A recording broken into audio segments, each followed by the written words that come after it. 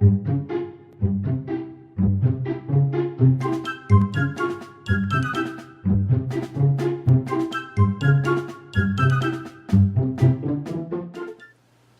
16. Inside the Log. Jack Phillips hinted that he was in possession of vital information relative to the missing money box, which amazed the Cubs. Even Mr. Hatfield was so taken by surprise that for a moment he made no attempt to detain the boy. "Say, are we going to let him get away again?" Brad demanded. "He knows what became of the money box." He took it himself, that's why," muttered Chips. "Who does he think he is anyhow? Someone that doesn't have to obey the law?" "Jack does have a few things to explain," Mr. Hatfield said quietly. "Now take it easy, boys. He'll not elude us. He's headed for the road now." Red said excitedly, "If we don't stop him quick, he'll slip away and then we'll never see him again." "We'll head him off," the Cub leader replied undisturbed. "Brad, you and Dan and Midge start through the hollow, which is shorter than the path he's taken. The rest of us will come up from the rear." "Sure," Brad said eagerly. "We'll get him. Just circle in and don't use any force. In fact, don't try to hold him until I get there. He has a rifle, you know. It may or may not be loaded, but we're taking no chances." "We'll be careful," Brad promised, already starting off with Midge and Dan. At a fast lop, the three boys followed the low ground. For a considerable distance, they were unable to see the boy they pursued. However, as they came presently to a rise of ground, they glimpsed him off to the right, not far from the main road. "He's taking it easy," Brad said in relief. "I guess he doesn't suspect we're following him." "Shall we show ourselves?" Dan demanded. "No need to yet, Dan. The minute we do, he'll either defy us or start a run. We'll just keep him in sight until Mr. Hatfield catches up." "Sure, that's what he told us to do," Midge said nervously. "No telling how the kid may react." Without glancing around, Jack made his way directly to the road. Once he paused to stare at a crotch of trees which had been split by lightning. Another time, hearing the crackle of a stick, he looked quickly over his shoulder. Brad, Dan, and Midge froze in their position, and the boy did not see them. "He's heading for the road all right," Brad observed. "We've got to beat him to it." Dropping back into the hollow, the three cubs hastened on. Presently, they emerged at a point where they had calculated Jack would come out of the woods. Nor were they mistaken. In a moment, before they fully had caught their breath, they saw him coming. Jack was whistling a slightly off-key tune. Seeing the three boys in front of him, he broke off and stopped dead in his tracks. The moment was a tense one for the cubs. They were relieved, though, that Jack made no attempt to draw his rifle. "What's the idea?" he demanded, trying to shove past them. The cubs stood their ground. "Mr. Hatfield wants to talk to you," Brad said pleasantly. "You raised a few points." "You'll learn nothing from me," Jack retorted. "I told you that. Let me pass." Brad, Dan, and Midge refused to move. Jack glared at them and then whirled, evidently intending to run. However, he found his retreat also blocked. During the brief conversation, Mr. Hatfield, his son, Fred, Chips, Red, and Babe quietly had come up from the rear. "What's the big idea?" Jack repeated furiously. "We've got nothing on me." At a signal from Mr. Hatfield, the cubs closed about the boy in a tight circle. "Hand over the rifle, Jack," the cub leader ordered. "You handled it very well for the boy of your age, but you shouldn't have taken it from Mrs. Jones without permission." "Ah, she'll never use it." "Nevertheless, it was her property. The rifle, Jack." The boy seemed on the verge of defying the cub leader. Then he thought through the matter, and with a gesture of contempt, extended the weapon. "It ain't loaded," the boy muttered. "You got nothing to worry about." Mr. Hatfield checked the rifle himself, finding that Jack had spoken the truth. Evidently he had used his last shot on the rabbit. "What do you aim to do? Turn me over to the cops again?" "That depends on what you tell us, Jack. From the start, we've tried to give you the benefit of every doubt. Your remark about the tin box, however, were disturbing." "I didn't take the money." No one has accused you, Jack. It's clear, though, that you know plenty about the matter. I read about it in the paper. I think you know more than the facts that you've read about, Jack. Why don't you come clean? You turn me in? We're law-abiding citizens, Jack, Mr. Hatfield argued. What else could we do? I help only my friends. We are your friends, the cub leader insisted. At least we want to be. Sit down, Jack, and let's talk this over. Mr. Hatfield brushed off a hollow log which had fallen near the fence and made room for Jack.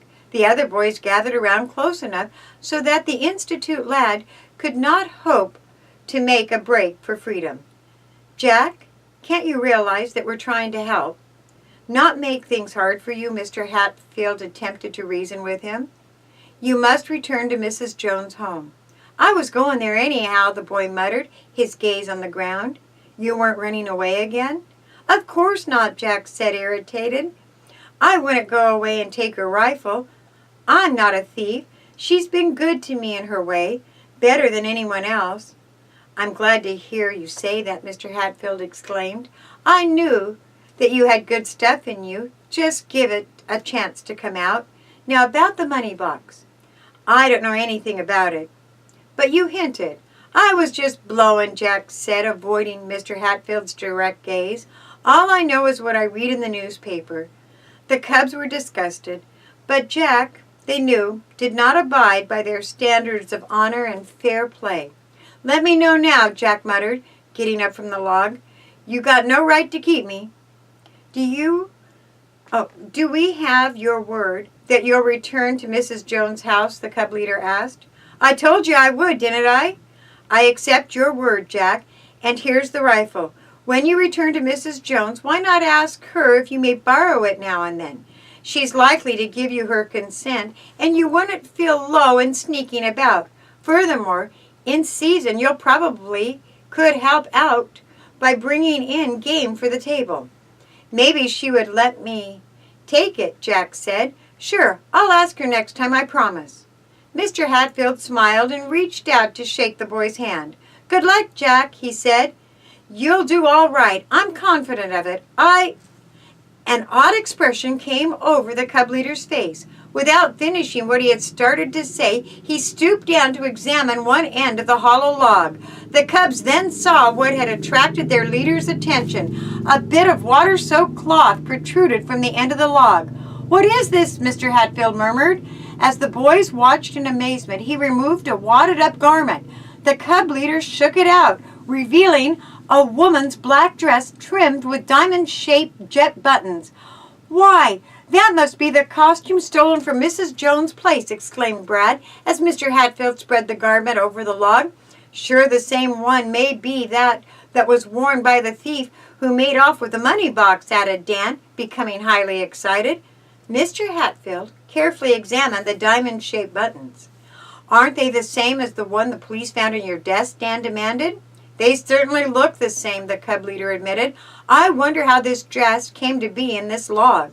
Someone must have stuffed it here just to get rid of it, Brad ventured. His gaze fastened upon Jack Phillips. The boy leaned on his rifle, staring at the dress with a fixed, almost frozen expression.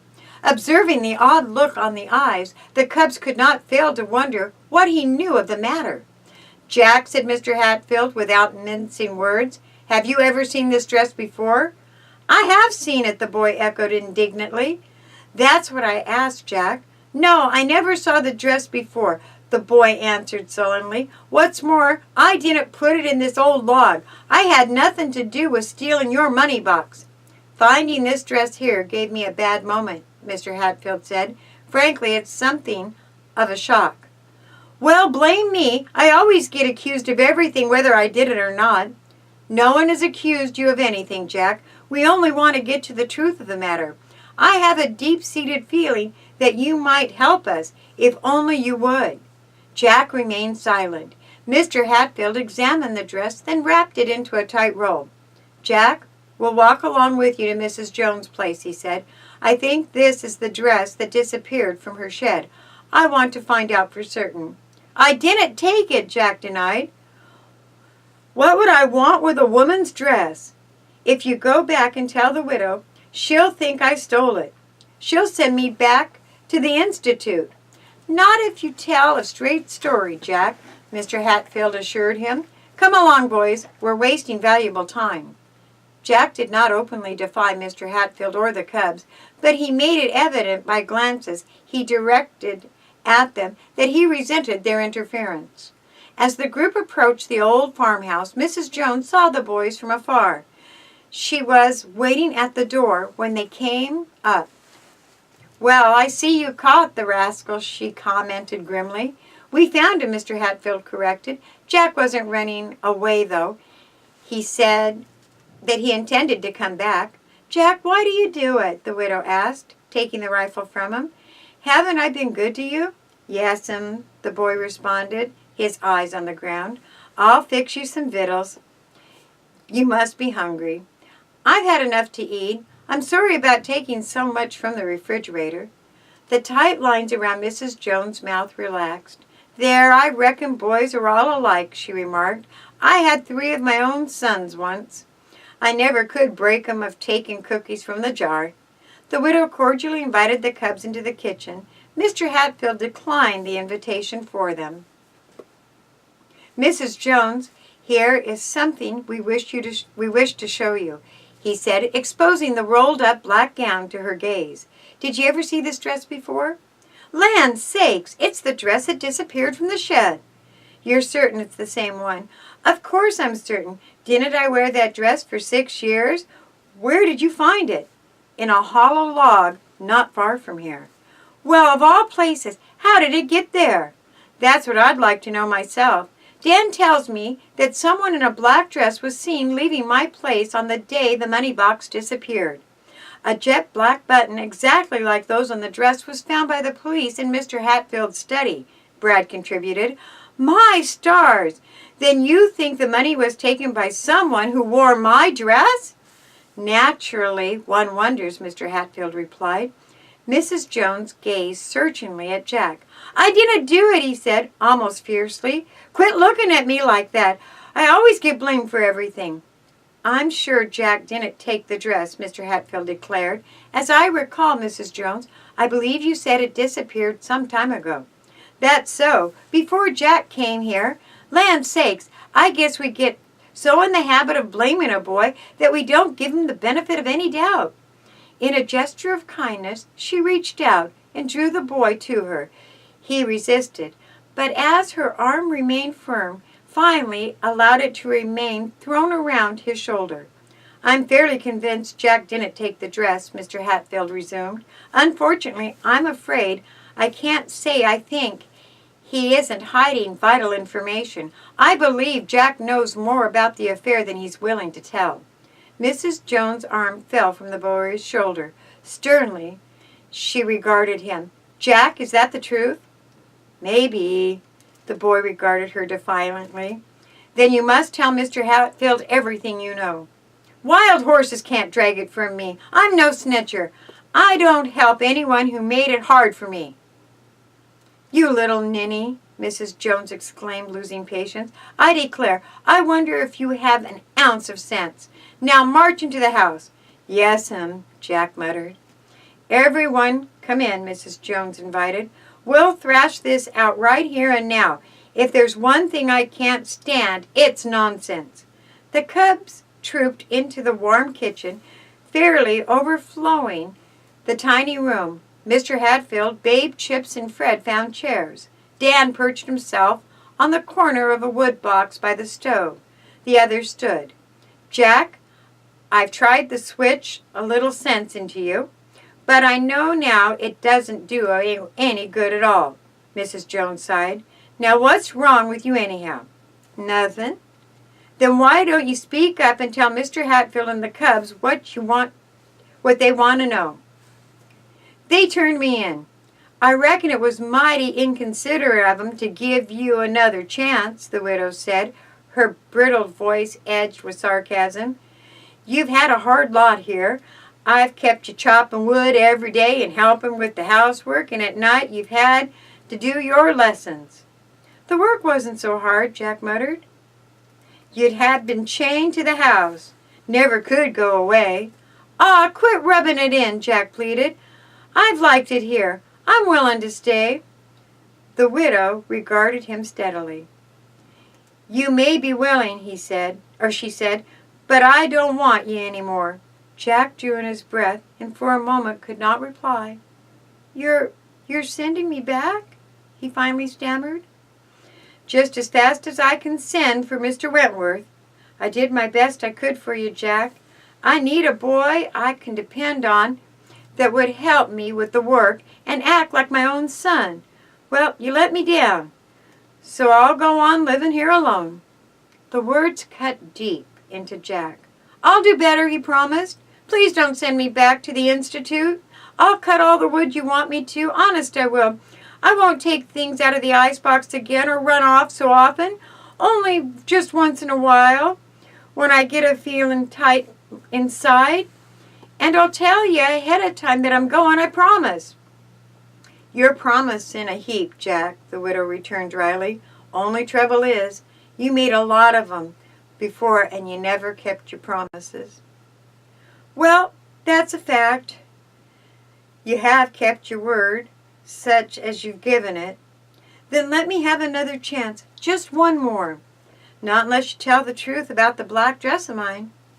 I never took it, Jack said desperately. Believe me, I never did.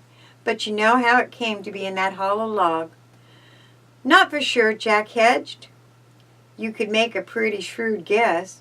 Maybe. Then suppose you come clean and tell the Cubs everything you know. Help 'em after they turned me in? Did you really do such a bad turn, seeing to it that you were sent out here to my place? No, Jack murmured. I'm all mixed up. I don't know what to do. I want you to stay with me always, Jack. You're a fine boy. You mean that? You ain't just handed me a line so I'll do what you want? I really mean it, Jack. You should know by this time that when I give my word, I keep it. Jack debated with himself only a moment longer. Then he arrived at his decision. I want to stay here, he said earnestly. I'll do whatever you tell me to do, and I ain't crossing my fingers when I say it either. You can switch me whenever you want to, and I won't try to take a switch away from you. Now, that's right considerate of you, Jack, Mrs. Jones smiled. Well, get along fine from now on, and we won't need that switch again. I'll fill the wood box, Jack offered eagerly. You're mostly out of kindling. Mrs. Jones hauled him up short. That job can wait, Jack. You got something else more important to do right now. Tell us everything you know about that tin box, Mr. Hatfield urged. You'll be doing the Cubs a real service, Jack. You see, not only myself, but the entire organization has been under a cloud since the money disappeared. I ain't sure what became of it, but I may know, Jack admitted. Then suppose you tell us, the Cub leader urged. I'll show you instead, Jack offered. Follow me to the woods, and you may see something kind of interesting. Da-doo-da-doo.